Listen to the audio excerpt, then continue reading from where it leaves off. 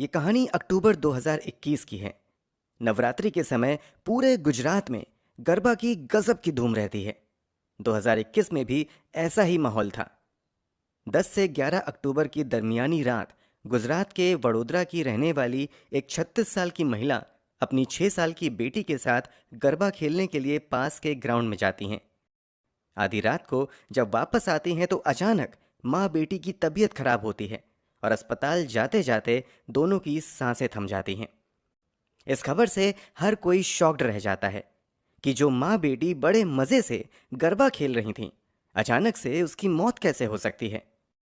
Police भी इसी सवाल का जवाब तलाशने के लिए केस की जांच शुरू करती है। अब जांच में आगे जो खुलासा होता है उसे जानकर हर किसी के पैरों तले जमीन खिसक जाती है। पूरी सच्चाई यकीन से परे थी। तो आखिर इस माँ बेटी की मौत की वजह क्या थी और इन दोनों की मौत का गरबा कनेक्शन क्या था, इन दोनों का कातिल कौन था? चलिए जानते हैं सब कुछ सिलसिलेवार तरीके से इस वीडियो में। कहानी में आगे बढ़ने से पहले जल्दी से क्राइम की कहानी चैनल को सब्सक्राइब कर लीजिए। दोस्तों, जैसा कि हमने बताया, ये कहानी गुजरात के वडोदरा शहर की है। इसी शहर में तेजस पटेल नाम का एक व्यक्ति अपनी 36 साल की पत्नी शोभना पटेल और 6 साल की बेटी काव्या के साथ रहता था। तेजस पटेल और शोभना की शादी कुछ साल पहले ही हुई थी। शोभना कुछ साल तक तो तेजस के साथ ससुराल में ही रहती थी। हालांकि कुछ समय बाद ही किसी बात को लेकर परिवार में कड़वाहट बढ़ने लगती है। एक समय बाद ये कड़वाहट इतनी ज़्यादा बढ़ जाती है कि शोभना अपने पति तेजस पटेल के साथ वापस अपने माता पिता के घर आ जाती हैं और यहीं पर रहने लगती हैं। पिछले 5 साल से तेजस अपने पत्नी के साथ अपने ससुराल में ही रह रहा था। शोभना और तेजस की एक 6 साल की काव्या नाम की बेटी भी थी, जो इन लोगों के साथ ही रह रही थी। परिवार का भरण पोषण करने के लिए तेजस पटेल वडोदरा के ही मशहूर गेंदा सर्किल के पास एक इलेक्ट्रॉनिक शोरूम में बतौर सेल्समैन काम किया करता था। आमतौर से होने वाली छोटी मोटी लड़ाइयों को छोड़ दिया जाए तो यहाँ ये परिवार मिला जुला कर अच्छी जिंदगी ही जी रहा था।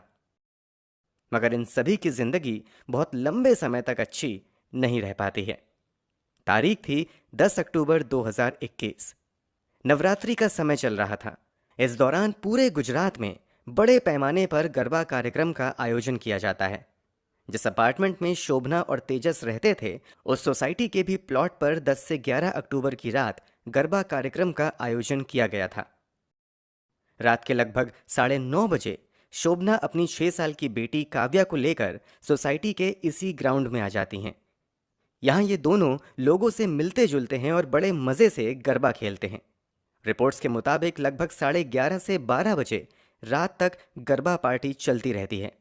प्रोग्राम के खत्म होने के बाद रात के लगभग 12 बजे के आसपास शोभना अपनी बेटी को लेकर वापस अपने कंपार्टमेंट में आ जाती हैं। इस समय तक परिवार के दूसरे सदस्य सोने की तैयारी कर रहे थे, इसलिए शोभना भी अपने भाई जितेंद्र बढ़िया को गुड नाइट कहती हैं और अपने कमरे की तरफ सोने के लिए चली जाती हैं। कमरे में पहले से ही शोभना का पति तेजस मौजूद था। यहाँ पर सभी एक दूसरे को हाय हेलो करते हैं और सोने चले जाते हैं। यहाँ तक सब कुछ बिल्कुल नॉर्मल था। परिवार के दूसरे सदस्य भी सो जाते हैं। सभी लोग सो रहे थे।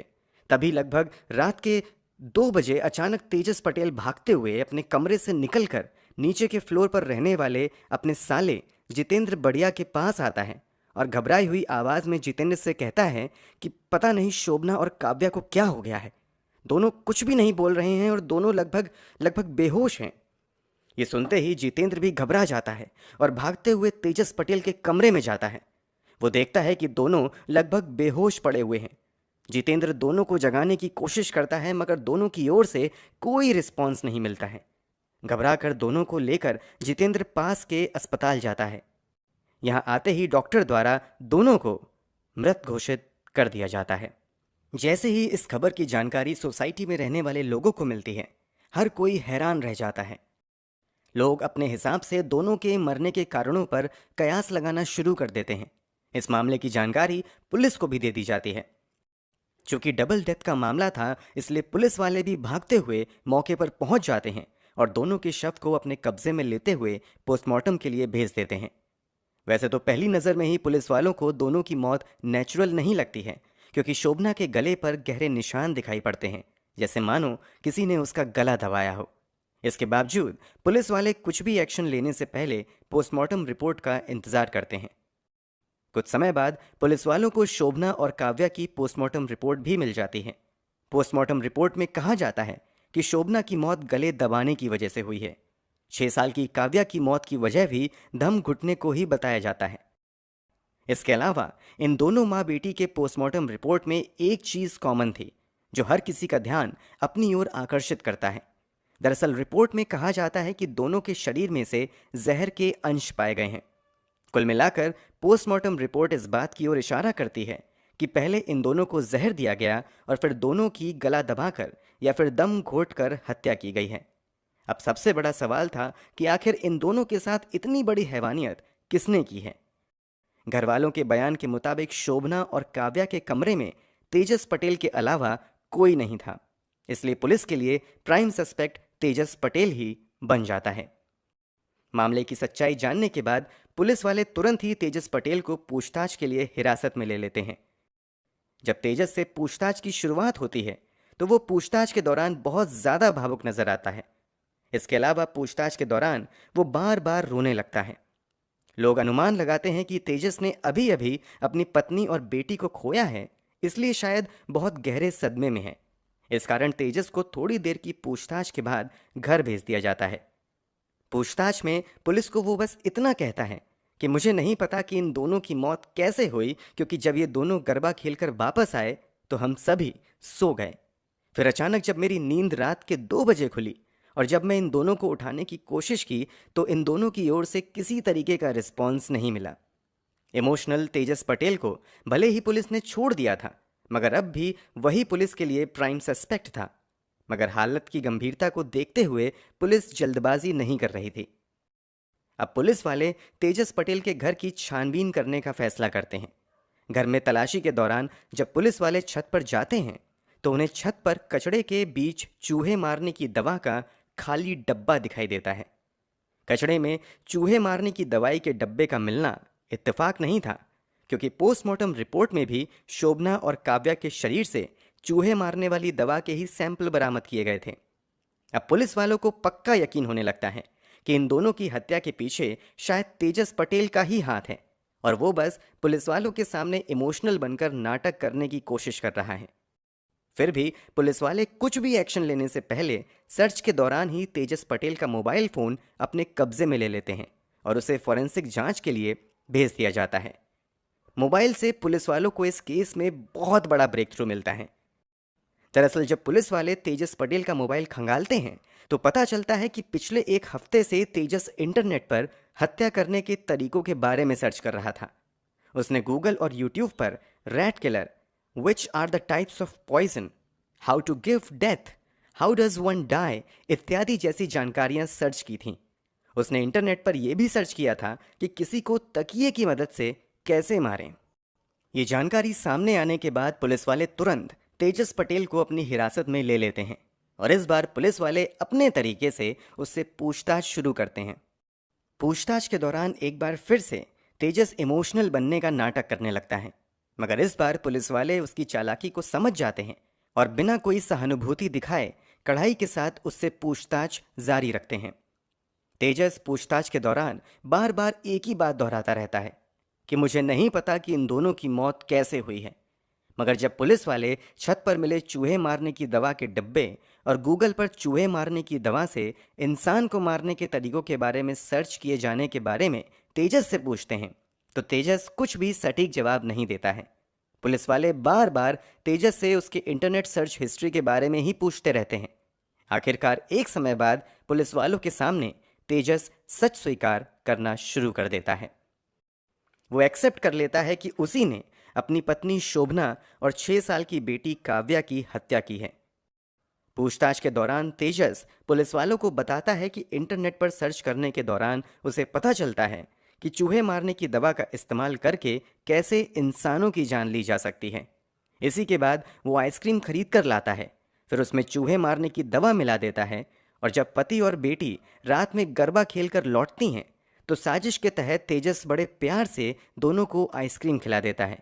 फिर तीनों बड़े आराम से सो जाते हैं। पुलिस के सामने किए गए खुलासे के मुताबिक रात के लगभग 1 बजे अचानक शोभना जोर जोर से हिचकी लेने लगती हैं। तेजस को लग रहा था कि आइसक्रीम खाकर दोनों बड़े आराम से मर जाएंगे, मगर ऐसा नहीं होता है। शोभना की हिचकी की वजह से तेजस की नींद खुल जाती है, तो वो देखता है कि शोभा लगभग बेहोश हैं और जोर जोर से हिचकी ले रही हैं। तेजस को लगने लगता है कि शायद चूहे मारने की दवा का ज़्यादा असर नहीं हुआ है, इसलिए वो तुरंत ही दुपट्टे से शोभना का गला जोर से घोंट देता है और तब तक घोंटे रहता है जब तक कि उसकी सांसें थम नहीं जाती हैं। पत्नी को मारने के बाद तेजस पास में ही सो रही बेटी काव्या का भी मुंह तकिया से जोर से दबा देता है और उसकी भी सांस थमने तक तकिए से उसका मुंह दबाए रखता है। दोनों की हत्या करने के बाद लगभग 1 घंटे तक बेटी और पत्नी के शव के बगल में ही तेजस बैठा रहता है और फिर लगभग 2 बजे चिल्लाते हुए नीचे अपने साले यानी शोभना के भाई जितेंद्र के पास जाता है और उसे अपनी बनी बनाई कहानी सुनाना शुरू कर देता है। जब पुलिस वाले तेजस से दोनों की हत्या के पीछे के कारण के बारे में पूछते हैं तो तेजस बताता है कि दरअसल पिछले कई साल से उसकी पत्नी और उसके परिवार वालों के बीच कुछ बातों को लेकर झगड़ा चल रहा था। इसी कारण वो ससुराल में भी नहीं रह रही थी। दूसरी तरफ पत्नी के रिक्वेस्ट पर ही तेजस अपने ससुराल में पिछले 5 साल से रह रहा था, मगर ससुराल में लगातार रहना तेजस को अच्छा नहीं लग रहा था। इस बारे में वो कई बार अपनी पत्नी से बात भी करता है, मगर पत्नी वापस अपने ससुराल जाने के लिए रेडी नहीं होती है। पारिवारिक झगड़ा भी कम नहीं होता है। तेजस के मुताबिक इन्हीं सब बातों से तंग आकर उसने अपनी पत्नी की हत्या कर दी। जब उससे पूछा जाता है कि आखिर तुम्हारी 6 साल की बेटी ने तुम्हारा क्या बिगाड़ा था कि तुमने उसकी भी हत्या कर दी, इस पर तेजस जवाब देता है कि मैंने अपनी बेटी की हत्या बस इसलिए कर दी कि कल बड़ी होकर वो अपनी माँ के बारे में मुझसे कोई सवाल ना करे।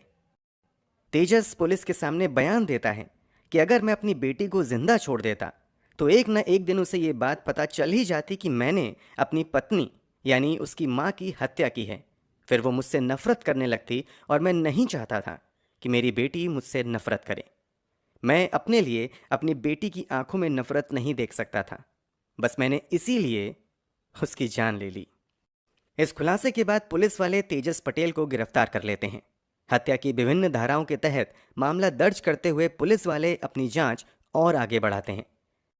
जब इस मामले में जांच आगे बढ़ती है तो एक और चौंका देने वाला खुलासा होता है। दरअसल पुलिस वालों को जांच पड़ताल के दौरान पता चलता है कि जिस शोरूम में तेजस काम किया करता था वहां एक लड़की भी काम करती थी। पिछले कई महीनों से तेजस इस लड़की के पीछे हाथ धोकर पड़ा हुआ था। उसने लड़की को कई बार प्रपोज भी किया था, मगर लड़की ने मना कर दिया था।